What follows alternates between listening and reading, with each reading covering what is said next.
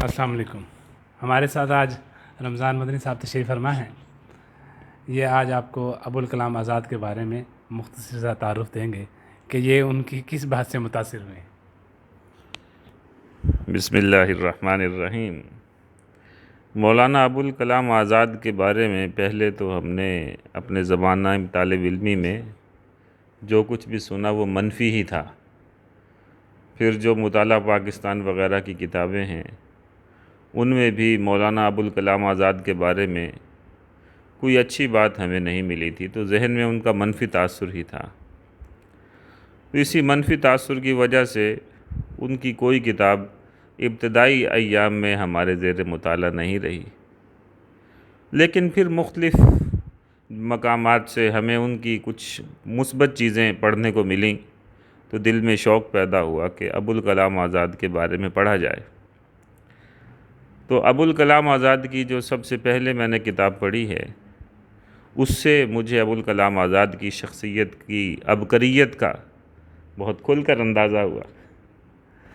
अबुल कलाम आज़ाद जो थे ये हिंदुस्तान में गालिबन कलकत्ता के रहने वाले थे। इनका घराना बहुत इल्मी घराना था। इनके वालिद साहब आलिम भी थे, दादा भी आलिम थे और पीरी मुरीदी का सिलसिला भी था। ये ख़ुद भी इनकी पैदाइश मक्का में हुई थी और इनके जो इब्तदाई तालीम है वो भी मक्का में हुई। तो असलन इनकी मादरी ज़ुबान अरबी थी, लेकिन हिंदुस्तान में जब इनके वालिद साहब तशरीफ़ लाए और ये भी हिंदुस्तान में आए तो यहाँ पर आकर इन्होंने हिंदुस्तानी ज़ुबान सीखी, लेकिन ऐसी सीखी कि हिंदुस्तान के बुलंद पाया अदीबों में इनका शुमार होने लगा। तो इनकी जो किताब मैंने पढ़ी है गुबार ख़ातिर, वो असल में इनके ख़ुतूत का मजमूआ है जो इन्होंने अपने एक दोस्त मौलाना हबीबुर रहमान को मुखातब करके अय्याम असीरी के दौरान लिखे। अब कहने को तो वो ख़ुतूत हैं, लेकिन जिस मौजू पर शुरू करते हैं यूँ लगता है कि पूरा तहकीकी मकाला उन्होंने ख़त के अंदर लिख दिया। मिसाल के तौर पर इल्मुल कलाम पर लिखने लगे तो ख़त के अंदर ही वजूद बारी ताला, सिफ़ात बारी ताला, दुनिया की मानवियत, इंसान का उसमें मकाम, इन तमाम पहलुओं को ऐसा डिस्कस किया कि इस्लाम की हक़ानियत को वाज़े करके रख दिया।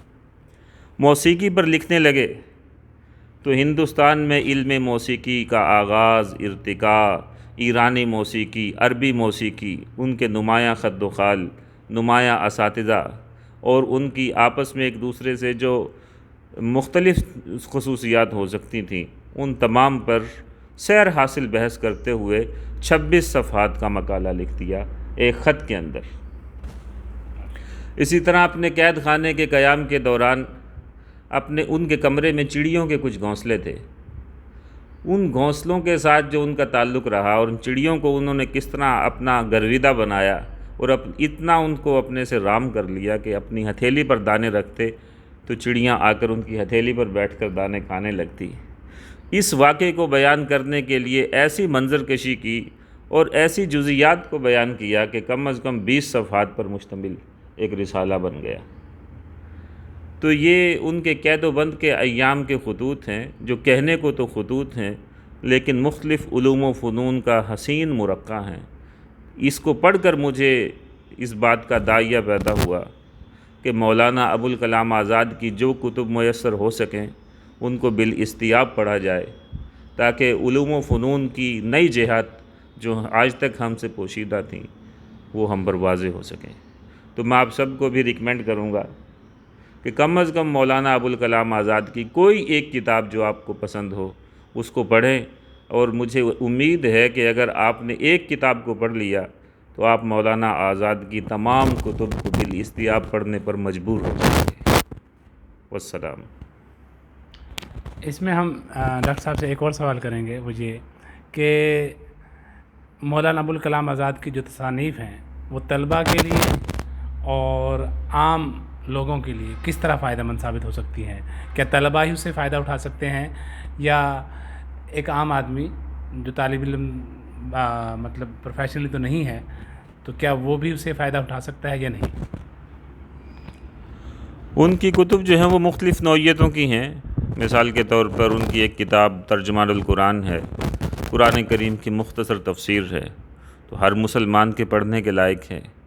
اسی طرح مسئلہ خلافت ہے، اس میں خلافت کے مسئلے پر سیر حاصل بحث کی گئی ہے. جو اسلام کے سیاسی نظام کو سمجھنا چاہتا ہو، یا سیاسیات کا طالب علم ہو، یا اسلام میں سیاسیات کے لیے کیا بنیادی اصول وضع کیے گئے ہیں ان کے بارے میں معلومات حاصل کرنا چاہتا تو اس کے لیے بہت بہترین کتاب ہے.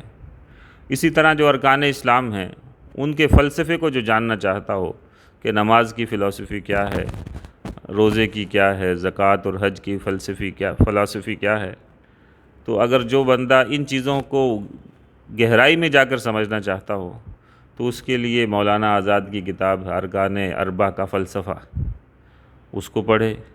اسی طرح رسول اللہ صلی اللہ علیہ وسلم کی مختصر سیرت اگر کوئی انتہائی علمی انداز میں جاننا چاہتا ہو تو سیرت سرور عالم مولانا ابوالکلام آزاد کی کتاب ہے.